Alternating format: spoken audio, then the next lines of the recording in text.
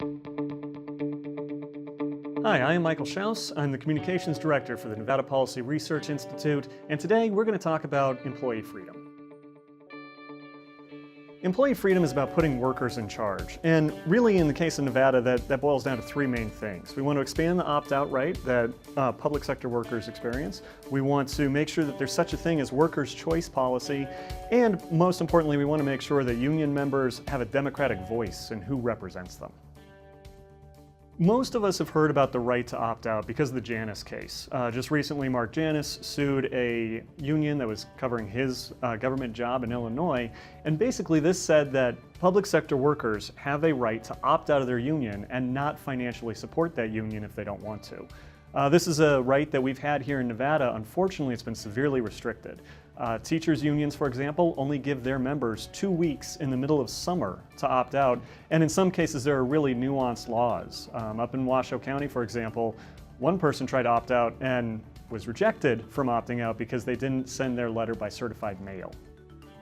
Workers' choice is a solution to the so-called free rider or forced rider problem. And essentially what this is, when somebody opts out of a union, they are still basically covered by that union. They still get the benefits of whatever contract negotiations the union makes with the employer.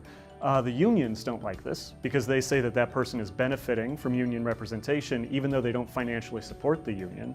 And the people that opt out also don't like this because they say that they're forced into a contract that they might not like. Workers' choice fixes this problem by saying that people who opt out are able to negotiate with their employer directly, and the union has no obligation to represent them if it doesn't want to. So it's really a win-win for both unions and the people that have decided they don't want to be a part of a union. One more thing that we think is really important is making sure that union members have a democratic voice in the process. And what I mean by that is, you look at the way we work as a democracy or as a representative republic, we vote in representatives into office all the time. And if we don't like how they're representing us, we vote them out and we vote somebody else in.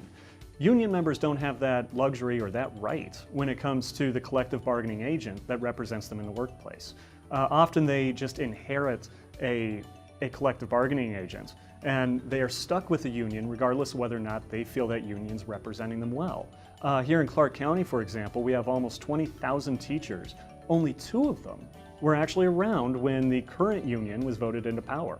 So we believe that union members should have, on a regular basis, the right to vote on whether or not they want that collective bargaining agent to continue to represent them in the workplace.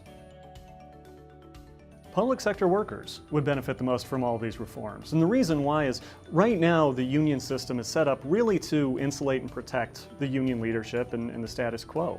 You look at Clark County School District, over 40% of teachers have opted out of the union. They don't feel like the union's representing them adequately.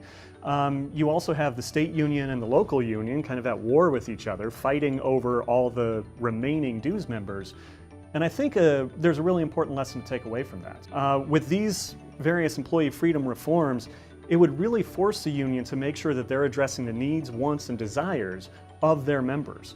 And that, of course, would create a better union system for the people that remain in the union, but it would also expand the rights for people who might not like the way that the union is working currently.